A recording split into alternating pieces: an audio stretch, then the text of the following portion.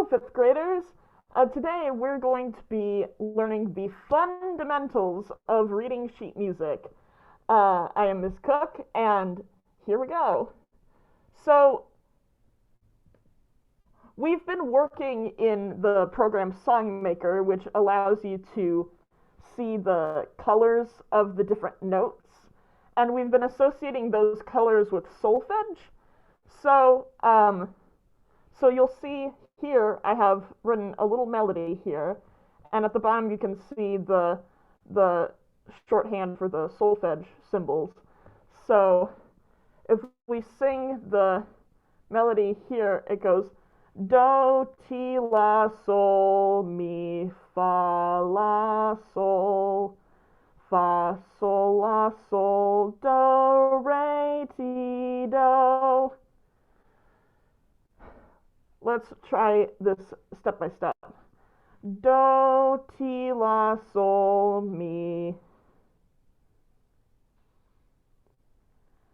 Fa, la, sol. Fa, sol, la, sol, do. Re, ti, do.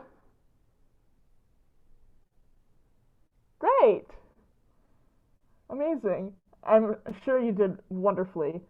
So, for those of you who I think reading sheet music is pretty unfamiliar with you guys. So, what do you think you already know about reading sheet music?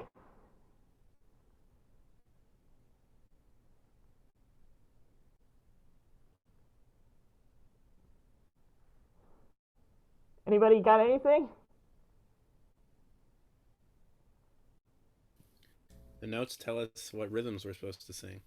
Yes, good job. Uh, anybody else? The little dots on the page tell us what pitch we're singing. Yes. So that's what we're going to be covering today. So here's an example of some sheet music here. What do you notice about this sheet music that I put up on the screen? Are there any elements of it that might look familiar? How might we go in and decode this sheet music?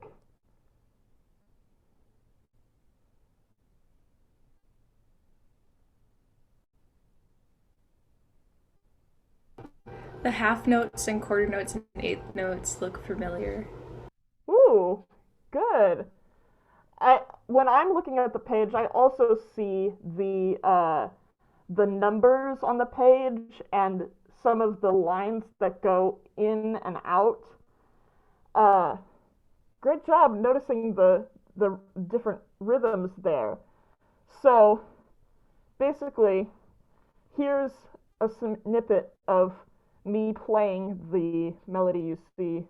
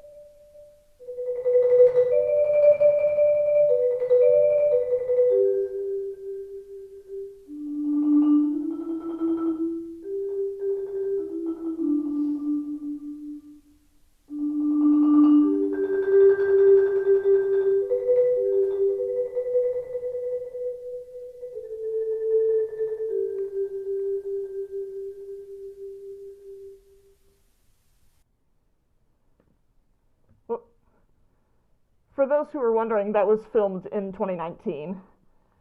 So, the basics of reading sheet music. When we were looking at the sheet music on the previous slide, we saw that there were these lines that went across. That is called a staff, and a staff usually consists of 5 lines, and in between the 5 lines, we see 4 spaces. And so the notes are placed on the staff to tell us the pitch and to tell us the timing of each of the notes. So always at the beginning of each staff, there is a little symbol, is what we call a clef. And so the main two we use in music are treble, which is for higher pitches, and bass clef, which is for lower pitches. So, to read the treble clef notes, the pitches that are on the lines of the treble clef are E, G, B, D, and F. And to remember this, when I was first learning how to read treble clef, I would use an acronym such as "Every good boy does fine." And then the spaces of the treble clef are spelling out the pitches F, A, C, and E, which spell out face. There's one way you can remember that.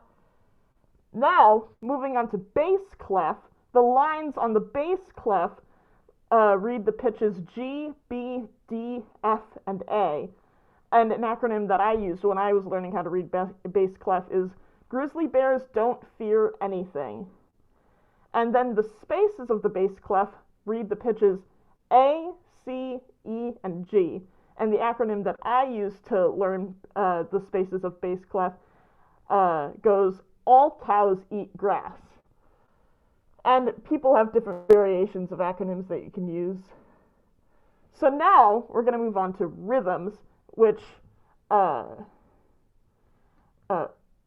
we noted. Wait, go back. Go back.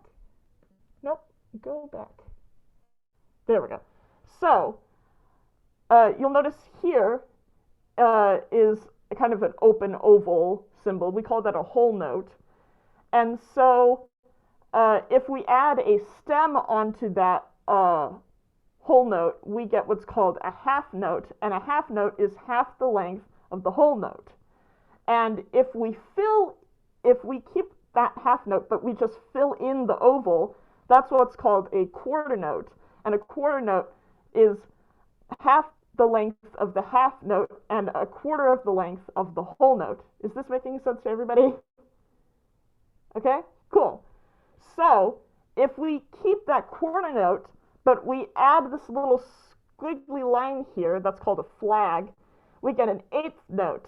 And so the eighth note is half the length of the quarter note, which is in turn an eighth of the length of the whole note. And so every time we add one of these flags, it divides the rhythm in half. So this is a 16th note, which gets 2 flags, and then a 32nd note gets 3 flags, etc., etc. And sometimes you can go crazy with this. And then a time signature is what immediately follows the clef. So the top number is the number of beats or pulses per measure, and a measure is basically a division of the staff. And so the bottom number refers to the type of note that gets the beat. So if you see this here and it says 4, 4, that means there are 4 beats in a measure, and the quarter note, or 1/4 of the whole note, gets the beat.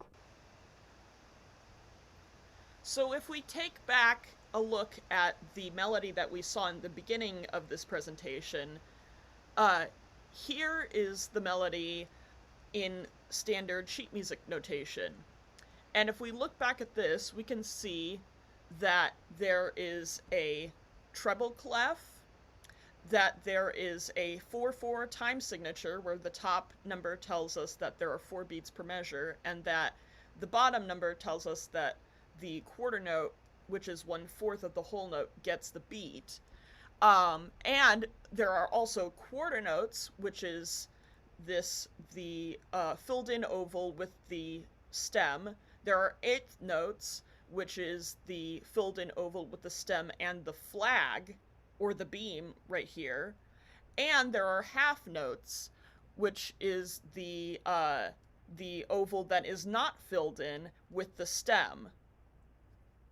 I hope that makes sense to everybody, and I hope you have an amazing rest of your day.